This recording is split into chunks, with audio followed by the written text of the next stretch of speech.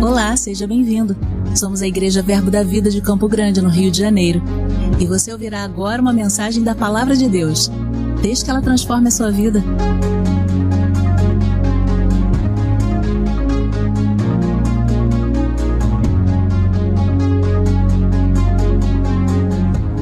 Aleluia!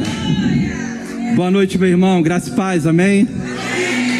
Gente, que alegria. Tá leve, tá leve, tá leve. Num mês de celebração, você ser de começos e recomeços, você ser agraciado de ser o primeiro a começar, vamos botar assim, né? Eu sei que o Bruno recomeçou na semana passada, tomou uma jornada, reiniciou uma jornada, e eu estou começando a minha hoje, posso dizer assim. Isso aqui é resultado de muitas carreiras aqui nesses corredores, e eu sou muito grato a Deus por essa casa. É um privilégio, irmão, é um privilégio estar aqui, é um privilégio.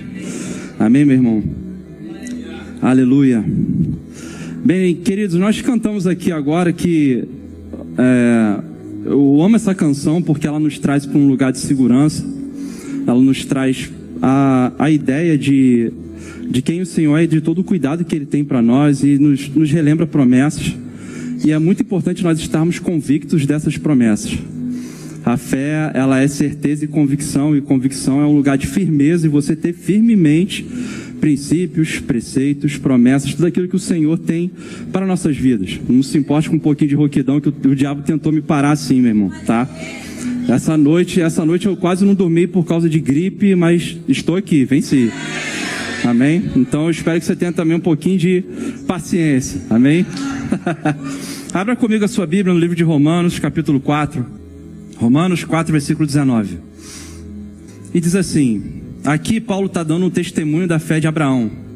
Estava falando com a igreja de Roma com relação à justificação através da fé, e não por obras, e não pelo cumprimento da lei. E ele diz assim: e sem enfraquecer na fé, embora levasse em conta o seu próprio corpo amortecido, sendo já de 100 anos e a idade avançada de Sara, não duvidou por incredulidade da promessa de Deus, mas pela fé se fortaleceu, dando glória a Deus, estando plenamente convicto. Repita comigo: plenamente convicto. Isso, estando plenamente convicto de que Ele era poderoso para cumprir o que prometera. Amados, é muito importante nós estarmos plenamente convictos daquilo que o Senhor pensa a nosso respeito, daquilo dos planos que Ele tem para nós, para a nossa família, para a nossa vida profissional, de como Ele deseja nos usar, de como Ele deseja propagar o seu reino através de nós, porque o Deus usa pessoas. Deus decidiu usar pessoas para poder propagar o reino. Na sua autoridade, em seu poder de decisão, Ele decidiu usar pessoas. Por mais que você desejasse ter anjos voando o tempo todo e entregando cestas de bênção para você, Ele deseja usar pessoas que têm acesso a recursos para abençoar outras pessoas, e assim a gente viver em união e desfrutar disso de uma maneira unida como corpo. Amém? E nesse último versículo, quando eu estava estudando essa expressão plenamente convicto, saltou no meu coração de uma maneira, e eu estudei muito com relação a isso daqui. A importância de nós estarmos plenamente convictos, e há uma ênfase de você estar bem firmado, porque convicção está relacionada à firmeza. Em Hebreus capítulo 11, versículo 1, onde nós repetimos diversas vezes aqui, praticamente toda a ministração fala sobre a definição de fé. Diz assim, ora, a fé é a certeza das coisas que se esperam, a convicção de fatos que se não veem. A definição que nós tantos escutamos, que para mim, quando eu fiz o rema, parecia que chegou um holofote, que pouco eu ouvia falar sobre esse versículo, mas graças a Deus que nós estamos num lugar espiritual que valoriza esse versículo e dá assim a sua importância.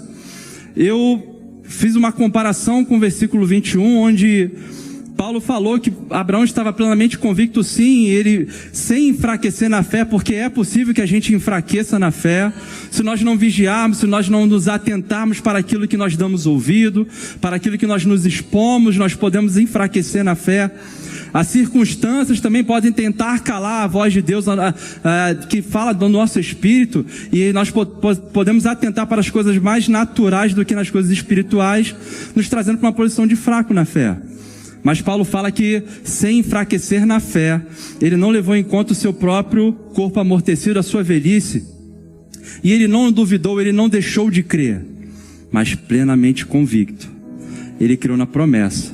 E eu fiz uma comparação com esse versículo 21, o versículo 1 do capítulo 11 de Hebreus. Quando fala de certeza, essa palavra certeza vem do grego postasis, que ela traz o sentido de título de propriedade. Ora, a fé é a certeza das coisas que esperam. Essa certeza é a tradução da palavra grega opostasis. E quando a gente fala de título de propriedade, está dizendo sobre algo que você tem direito legal sobre isso. Deus te tornou justo para que você tivesse direito, legalidade, para acessar tudo aquilo que o reino tem a teu favor.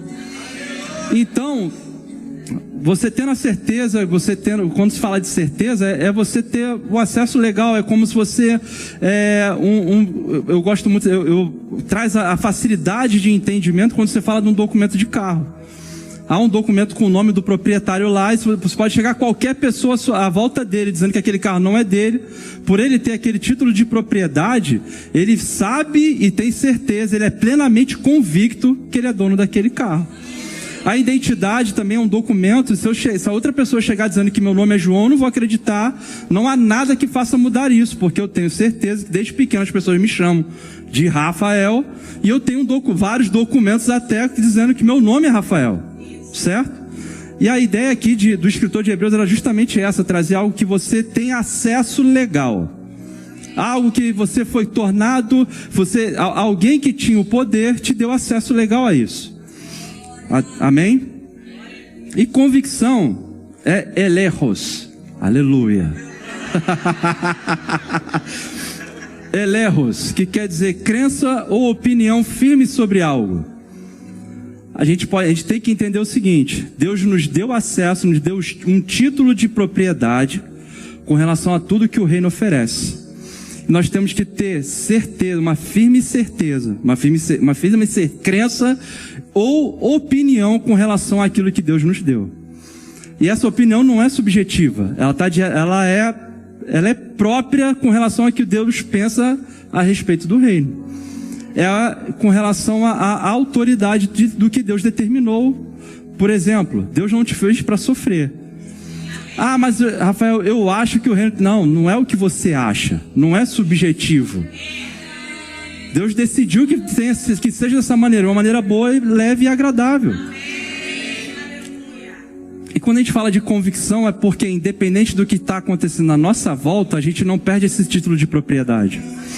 A gente pode tropeçar, e isso não nos torna menos merecedores daquilo que Deus nos oferece através do reino dele.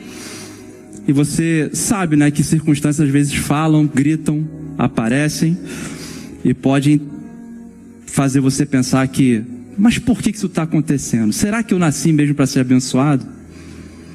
Será que Deus vai prover mesmo? A gente estava cantando aqui agora há pouco. Quantas vezes a gente não canta num domingo e começa a semana na segunda-feira, a gente vai ser diferente, e às vezes as circunstâncias nos fazem negociar um simples pensamento de duvidar daquilo que o Senhor pensa a nosso respeito, daquilo que Ele nos oferece, daquilo que Ele nos dá acesso. Amém, querido? A convicção, é ela que te faz perseverar na sua caminhada cristã. Porque perseverança, ela está relacionada a você passar por cima de obstáculos. Passar por cima de adversidades, dificuldades. E não pensa que é porque eu estou pregando aqui que eu tenho dificuldade não, irmão. Chega para todo mundo. Pelo menos de adversidade, aflições, o Senhor, Ele não nos libertou. Ele falou que a gente ia passar por isso, mas Ele falou para a gente não temer. Ele nos garantiu Ele nos garantiu. Mas tem de bom ânimo. Ele nos garantiu que a gente vai vencer em todo o tempo, querido. Amém? E a fé bíblica, ela tem por essência você saber o que você tem e estar convicto de que possui isso. Porque é possível que você saiba o que você tem. Você sabe qual o teu título de propriedade, ele te dá direito a algo, mas você não tem convicção de que você tem acesso a isso o tempo todo.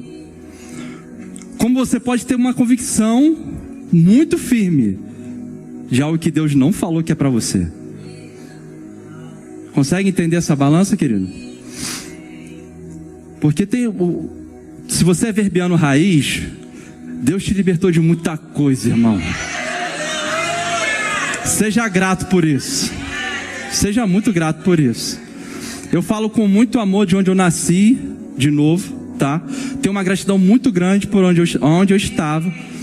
Mas a palavra da fé mudou a minha vida, querido. Porque eu encontrei esse equilíbrio daquilo que eu tenho acesso, no meu título de propriedade, que me traz para um lugar que eu preciso ter convicção, sim. Eu olhei, amados, enquanto eu estava estudando, Deus me trouxe a lembrança, assim, o Espírito, quando, na minha primeira aula de Fundamentos da Fé, que foi a primeira matéria que eu fiz no Rema, que, glória a Deus pela minha auxiliadora, que falou, vamos lá ver o Rema, vamos lá fazer. Eu nem sabia que existia Verbo da Vida. Enfim, morador de Campo Grande, nunca tinha passado aqui na frente. E vamos lá fazer aula experimental. A gente foi fazer aula experimental, um professor que eu nunca mais encontrei na vida, nem em lugar nenhum, Rafael Gonçalves, se eu não estou enganado, lá do Sul. O quanto que ele me impactou com a aula de Fundamentos da Fé, que eu ficava assim, meu Deus. Em específico, quando ele falou sobre jejum, dizendo que você fazer jejum em troca de bênção é greve de fome. Aí eu, mas como assim? Não. E querido, eu não tinha nem contra uma verdade. A gente não pode contra a verdade, a não ser com verdade. Quando a verdade chega, querido, você fica assim, mas como que eu não sabia disso? Veja bem, querido, eu não estou... Esse é um parêntese que eu abri aqui para você, e eu acredito que para você ter um entendimento maior, existe outra oportunidade com relação a uma aula do Rema. Faça o Rema se você não fez ainda. Nós incentivamos, temos um Rema aqui, mas a questão de você... Eu tinha a convicção de que você fazer um jejum te tornava mais merecedor. Fazia Deus, ele olhar com mais pena até de você e falar assim, não, eu vou abençoar ele. E ecoou dentro do meu coração assim, é greve de fome. Eu ficava assim, meu Deus, gente. Uma verdade que chega e vira convicção, querido. Porque não há nada que você faça que vai te tornar mais merecedor daquilo que Deus tem para a tua vida. Você não vai se tornar melhor do que o teu irmão pelo tua santidade, seu santarrão, nada disso. Nós vivemos uma vida de santidade, não buscando bênçãos, porque nós entendemos que essa é uma vida melhor para nós e que agrada o nosso Pai. As bênçãos nos perseguem. São verdades que nós falamos aqui o tempo todo. Por quê? Convicção. Convicção é firmeza, querido. Firmeza doutrinária é um valor do nosso ministério. Porque nós entendemos que doutrina não se negocia. Não é às vezes que nós vamos seguir a doutrina. É em todo o tempo. Entendemos o valor de doutrina e valorizamos isso. E convicção, elerros, é uma crença ou posição firme com relação a qualquer postura. Nós precisamos entender isso. Eu gostaria também de trazer alguns exemplos de convicção. Como eu comecei lendo de Paulo, dando um testemunho da fé de Abraão, lá em Hebreus capítulo 11, na galeria dos heróis da fé, a partir do versículo 17. O escritor de Hebreus ele faz uma citação de Gênesis 21 e 22 do acontecimento da vida de Abraão. para contextualizar, para te colocar no que o escritor de Hebreus está dizendo aqui, em Gênesis 21, Sara pede para Abraão mandar embora Agar e Ismael. Fala assim, manda eles que eles estão perturbando a vida aqui, não está ficando em paz. E Abraão não sentiu no coração de mandar ele embora. E Deus chega para Abraão e fala assim, faça o que Sara está te pedindo, porque em Ismael, de Ismael virá a tua descendência. Capítulo 21. Aí veio paz no coração de Abraão, ele vai e manda Ismael embora junto com a sua mãe. Chega no versículo 22, é o versículo tão conhecido onde Deus pede que Abraão ofereça Isaac por holocausto. E aqui, esse contexto aqui de Hebreus capítulo 11, ele está falando sobre isso. Pela fé, Abraão, quando posto à prova, ofereceu Isaac. Estava mesmo para sacrificar o seu unigênito, aquele que acolheu alegremente as promessas. A quem se tinha dito, em Isaac será chamada a tua descendência. Porque considerou que Deus era poderoso até para ressuscitá-lo dentre os mortos, de onde também figuradamente o recobrou. Explicando isso aqui, meu querido. Abraão, ele tinha convicção até de si, porque o holocausto é um sacrifício queimado. Amém? Sacrifício queimado. Então, se Deus falou que era em Isaac que ia ter a descendência, ele tinha certeza nem que Deus trouxesse Isaac depois de queimado. A promessa ia se cumprir. Por ele ter essa convicção de que Deus era poderoso para fazer isso, ele entrou na galeria dos heróis da fé. E Romanos 4:21 fala, estando plenamente convicto, com licença, irmãos, estando plenamente convicto de que ele era poderoso para cumprir o que prometera. Aleluia. Jesus também é um exemplo de convicção. Jesus, ao ser tentado em Mateus capítulo 4, se ele não tivesse convicção do seu chamado, de quem ele era, da unção que ele carregava, do propósito para o qual viera, ele teria negociado aquilo que as ofertas do diabo. Porque se Jesus foi tentado, irmão, imagina nós. Porque Deus também tem um grande propósito para a tua vida. Deus tem um grande propósito para a sua vida. Então o diabo também enxerga isso. O diabo quer te parar, querido. E a estratégia dele, ele sabe como tentar te parar. Com os manjares que ele vai colocar na sua frente, ou circunstâncias que ele vai provocar ao teu redor. E a gente pode perguntar, se Jesus foi tentado, mas será que ele teve vontade mesmo? Se ele não tivesse vontade, não seria tentação. A verdade é essa. E na ressurreição de Lázaro, ele fala algo que eu considerei assim, que isso me chamou também a atenção. Em João capítulo 11, versículo 41, quando eles pedem para tirar a pedra, aí ele agradece a Deus por Deus ter ouvido a ele, mas logo depois ele fala assim, na verdade, eu sei que sempre me ouves. Querido, isso é convicção de que tem um Deus que nos escuta. Amém? Em Filipenses capítulo 2, versículo 8, diz assim, a si mesmo se humilhou, tornando-se obediente até a morte, e morte de cruz. Esse morte de cruz quer dizer que foi algo que é bem pesado, mano.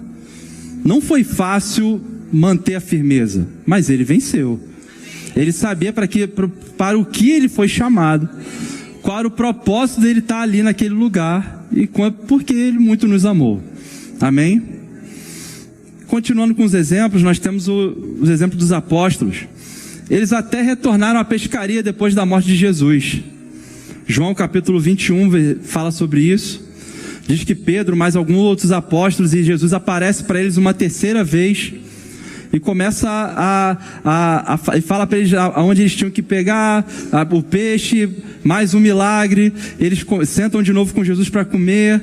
Jesus trata algo com eles de novamente, até que Jesus vai e fala para eles que havia uma promessa de revestimento de poder para habilitá-los a ser testemunha. Querido, não tenta fazer as coisas pelas suas forças. A convicção, ela não vem somente de você, Senhor, eu quero convicção.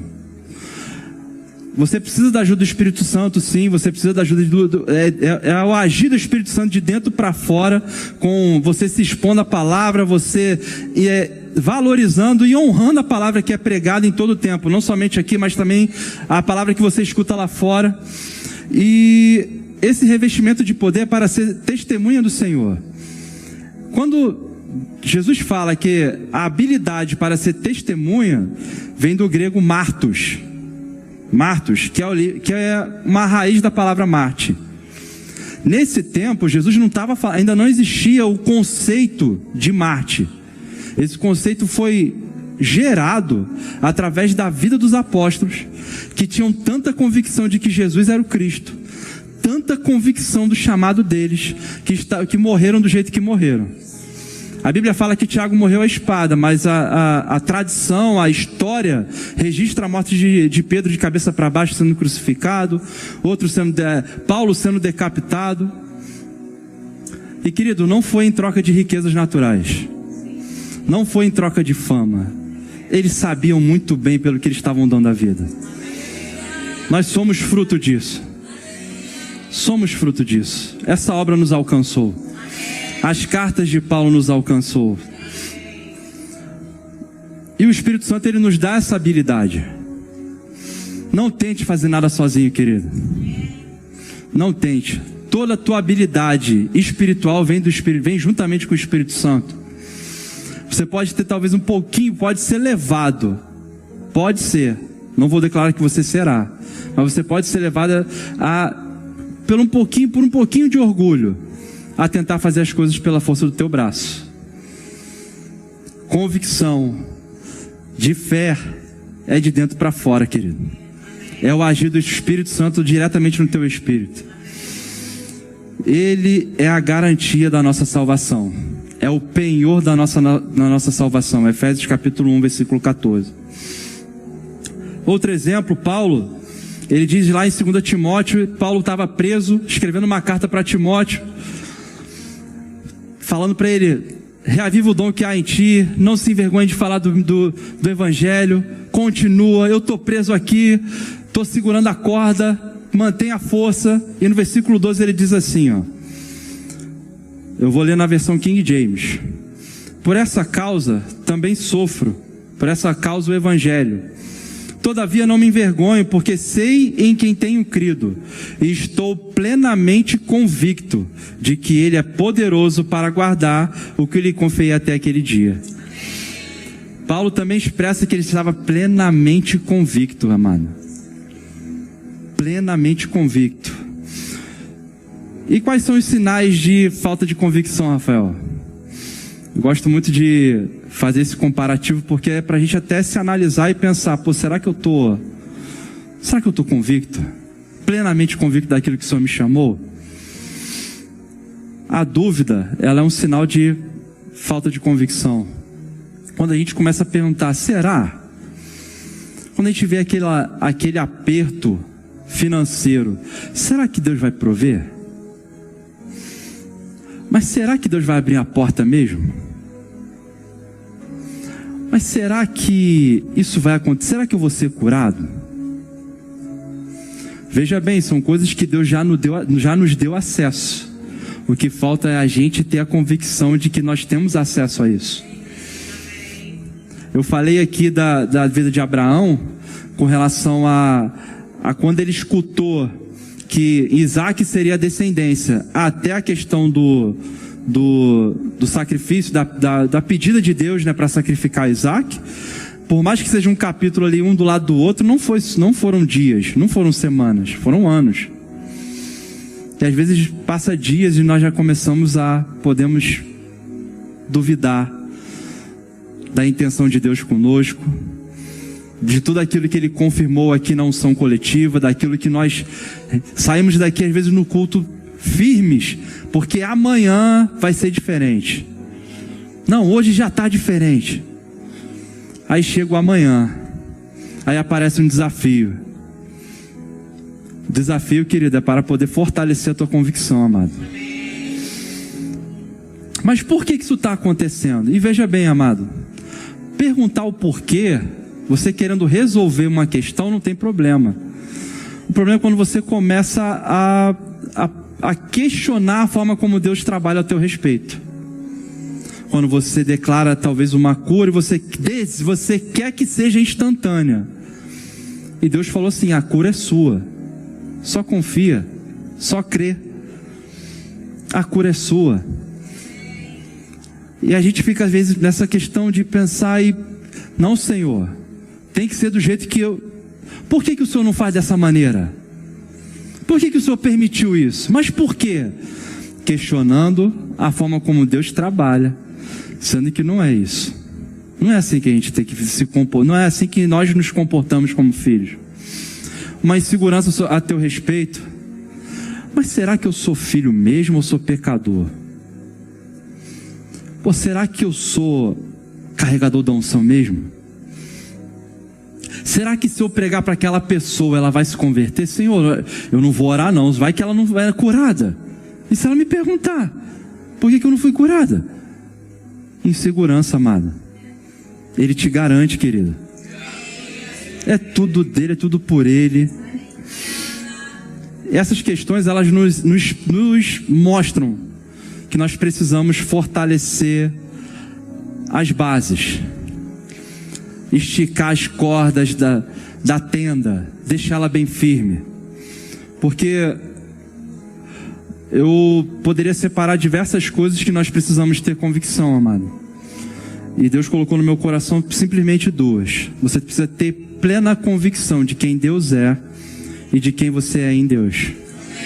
Isso é onde começa, é o princípio, é o básico.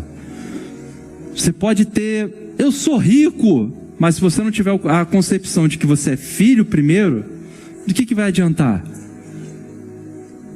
Você pode ter, eu sou justo, mas se você pensa que Deus não age com justiça, do que adianta? Se na primeira situação você começa a questionar o caráter de Deus, que convicção é essa? Amém? Amém, amado? Aleluia! Você precisa ter convicção de que Deus é bom, amado. Uma convicção real de que Deus é bom. No tempo da pandemia, eu lembro que até escritores começaram a escrever que Deus, escritores cristãos, estudiosos, teólogos, escrevendo que Deus tinha enviado o Covid. De que Deus era a origem do Covid. E estudiosos renomados, amado. Esses dias eu vi eu não quero citar nomes até por causa da internet, um teólogo afirmando que os aviões do 11 de setembro foram enviados por Deus para castigar os Estados Unidos. Num podcast. Afirmando. Ele falando assim, eu tenho convicção. Lembra do que eu falei? Você pode até ter convicção. E se você tem a convicção errada do caráter de Deus? Imagina um relacionamento de uma pessoa, um relacionamento de um filho com um pai que pensa que o pai pode ao mesmo tempo matá-lo ou pode abençoá-lo. Pode dar vida, mas também dar morte. Aí vem aqueles pensamentos confusos, né? Que quando a coisa não acontece, não, Deus está no controle de tudo. Deus é amor, amado. Tudo que Ele faz é movido por amor. Tudo que Ele faz é movido por amor. Ele se move a nosso respeito, na nossa direção, por amor. Ele também é justiça. João capítulo 3, versículo 16, eu gosto quando vai falar de justiça, ali exemplifica o amor e a justiça juntamente. Porque Deus amou o mundo de tal maneira que para dar acesso ao mundo, a esse amor, Ele teve que sacrificar alguém. Ele não poderia chegar lá e falar assim, toma meu amor, e vai. Não. Ele também é justo. Ele também é justiça. E Ele precisa que te fazer justo para que você tenha ligação com Ele. E nós também podemos dizer que Ele é onisciente, onipresente, onipotente. E nessa questão do onipotente as pessoas confundem, pensam que Ele pode fazer qualquer coisa, de qualquer maneira. Veja bem, amada, é muito importante você ter convicção no que a palavra diz a respeito de Deus. O fato de dizer de a gente ter o conceito de onipotência não quer dizer que Deus sai fazendo as coisas de qualquer maneira. Eu gostei muito do que o pastor Neemias uma vez falou, estou tentando lembrar qual é a igreja dele, lá de São Paulo. Vila Matilde, isso mesmo. Pastor Neemias, ele falou uma vez, falando sobre o caráter de Deus, marcou a minha vida. Onipotência quer dizer que ele não deixa de fazer nada por falta de poder. Aí eu falei assim, nossa, cara, é isso. Não há nada que ele fale assim, eu não posso fazer isso porque me falta poder. Não, ele pode fazer tudo, mas ele não quer dizer que ele faz tudo de qualquer maneira. Pessoas confusas com relação ao caráter de Deus vão pensar o quê? Você já deve ter encontrado talvez alguém no trabalho, isso não acontece com você, glória a Deus, porque você está numa casa de fé, amém? Mas uma pessoa que fala assim, não, Deus está no controle de todas as coisas, sabe como é que é, né? Deus fez isso, ou fez... E a pessoa não sabe se está no controle ou se não está, se fez ou não fez, se foi Deus ou não foi. Mas que, no final das contas, para não ficar na minha conta, bota na conta de Deus. Né? E deveria temer colocar na conta de Deus, né? Pelo menos. E amado, é necessário que você tenha convicção de quem você é em Deus, porque Ele te dá acesso a um reino poderoso, amado. Saber quem você é tem um resultado poderoso, porque ser filho, ser feito filho, justo, mais do que vencedor, não é para qualquer um, amado. Deus tem um propósito. Quando eu falei aqui que Deus tem um propósito muito grande para a sua vida, é porque Ele colocou uma semente de grandeza dentro de você, amado. Não se contente com pouco. Não vai pensando que aquele conceito de humildade, de ter pouquinho, de fazer as coisas muito assim, muito simplesinho. Não, Deus colocou uma semente de grandeza dentro de você. Então Ele deseja que essa grandeza exploda para fora, que ela resulte em atos de salvação, em ação para a vida de outras pessoas. Quando a gente fala de propósito, é de sentido de vida. Então, quando você tem a convicção de quem Deus é, uma convicção de chamado, uma convicção de acesso, uma convicção de que nada vai faltar, o meu guarda não dorme. Ele prometeu que mal nenhum chegaria à minha tenda. Ele falou, se Ele prometeu, Ele vai cumprir. Ainda que você não seja fiel, Ele permanece fiel. Em poucos versículos, queridos, quando a pressão vem, quando a circunstância chega, o que você coloca para fora? Quando te aperta, qual é a palavra que você fala? Tudo isso é resultado da convicção que você tem a respeito do Pai, a respeito também da obra do Filho, a respeito da ação do Espírito dentro de você e através de você para alcançar a vida de outras pessoas.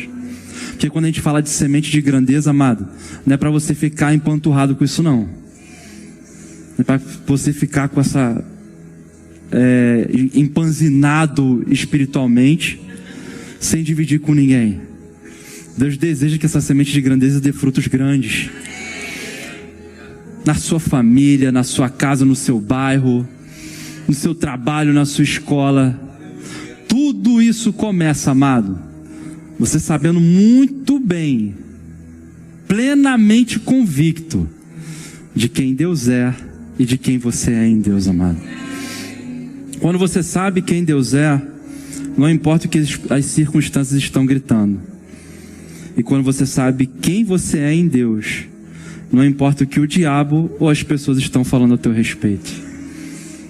Amado, para um tempo de convicção, Deus colocava muito forte no meu coração a visão de um atalaia.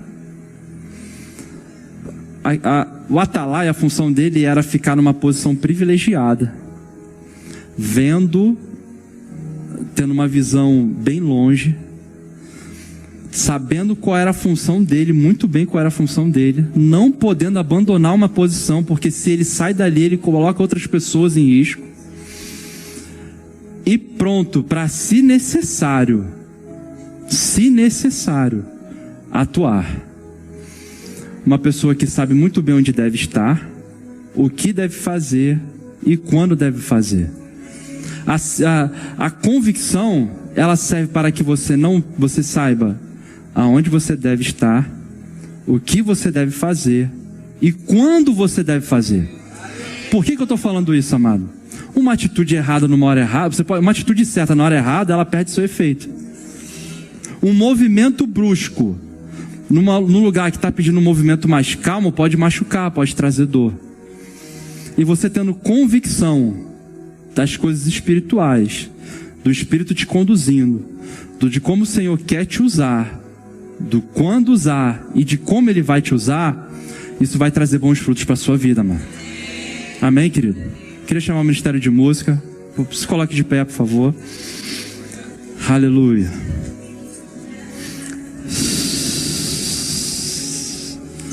Aleluia.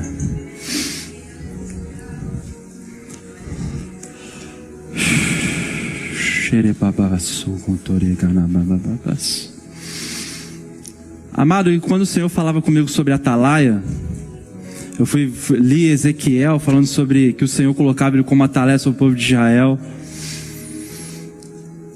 Eu tenho uma referência da onde eu trabalho, do quartel, que quando você está escalado para algum posto, você está escalado para alguma função, você não tem mais, você perde o direito de abandonar aquela função para poder fazer o que você quer.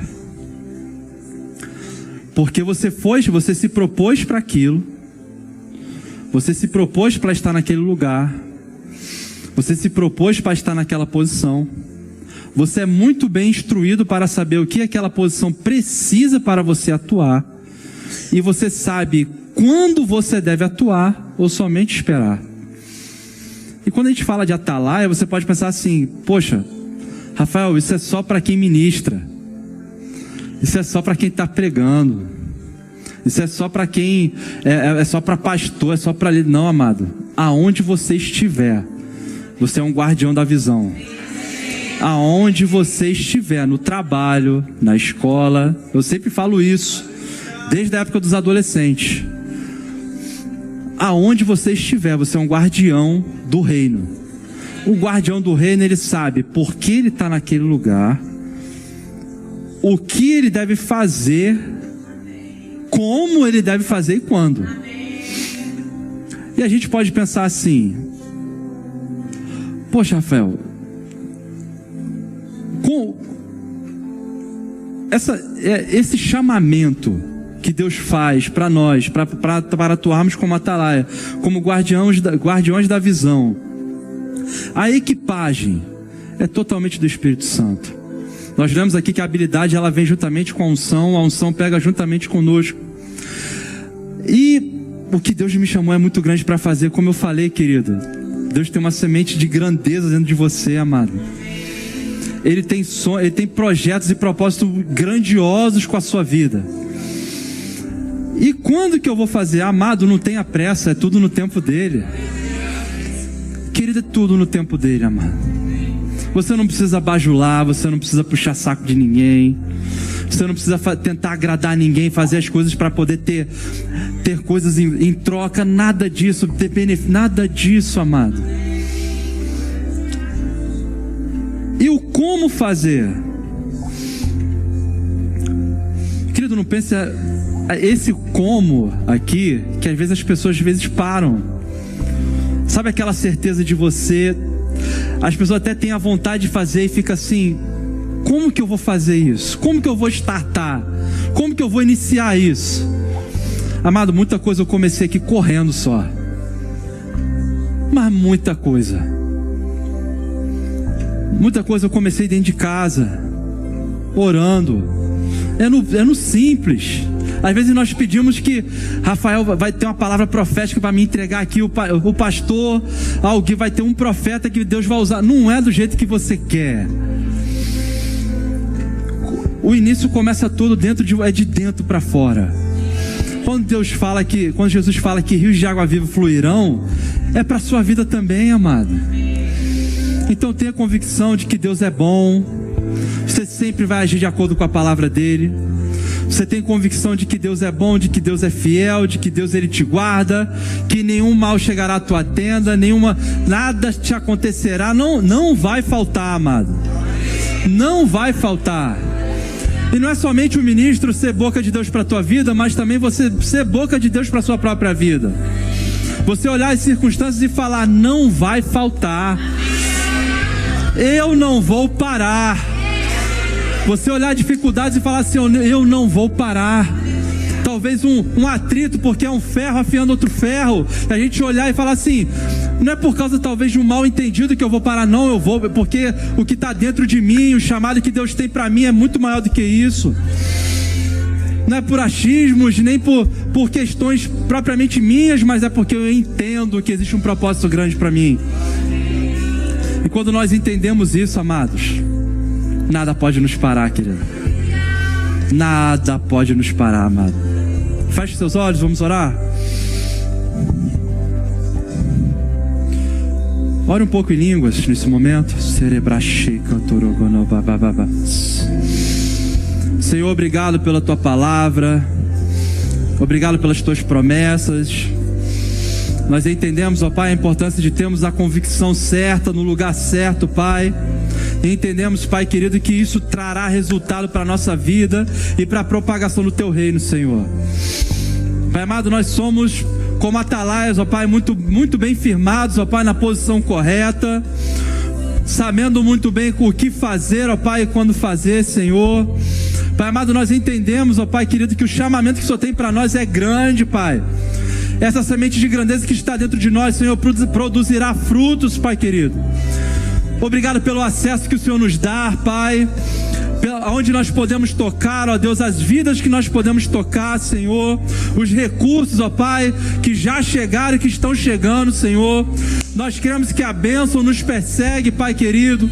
Nós não fazemos nada por corporativismo, ó Deus, não é para agradar a homens, ó Deus, nós queremos agradar o teu coração com a nossa maneira de viver, ó Pai, Pai, que nós estejamos fundamentados, Senhor, um asfalto liso, Pai, para que nós possamos correr.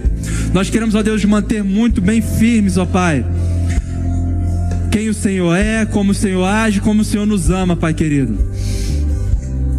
Deus, convicção chegando, Pai, de quem nós somos em Ti, Senhor. Senhor, pessoas que não conhecem o Teu amor, ó Pai, sendo tocadas nesse momento, Pai. Em nome de Jesus. Em nome de Jesus. Você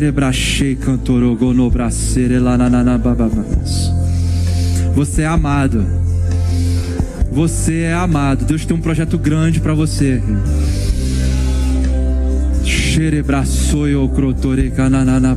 Ah, mas não tem mais jeito para minha vida. Tem sim. Tem um que é especialista em recomeço. Eu tenho um pai especialista em recomeço. Eu tenho um pai especialista em recomeço. Ah, Senhor. Sorobrachei cantaraganabababamas. Plenamente convicto de quem Deus é e de quem você é em Deus. Aleluia. Obrigado, Pai. Obrigado, Senhor. Você diz, eu acredito. Cante isso, querido. Você diz, está feito. Você diz, eu acredito. Você diz, está feito.